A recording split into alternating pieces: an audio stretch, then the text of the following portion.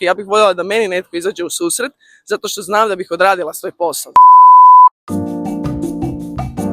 Bok ekipa, moje ime je Petra i dobrodošli u novu ediciju Teta u gradu gdje rušimo stigmu, menstruacije i menopauze. Koliki postotak žena nikada ne dijeli s nadređenima da ima menstrualne probleme? Sigurno 70-80%. Ovako, rekla bih 84%. Ala 6 nikada. Ajde, dobro, to je bolje nego kaj sam mislila. Ovo je super ako je samo 40, znači isto 50%, što znači da ipak žene jesu ohrabrene da kažu, gledaj, to i to me muči. Kad smo odrastali da je to nešto što sve trebaš po skrivečki, ono, kad vadiš uložak iz torbe, ideš na WC, uvijek ga potene, nekako spremaš u džepu mjesto da je to najnormalniji dio našeg života što je. Dolazi sigurno jednim dijelom iz odgoja, kultura, mentalitet, podneblje u kojem se nalazimo, i treće možda nekakva karakterna crta, znači ko je prirodno, ne znam, možda malo i sramežljiviji, povučeniji.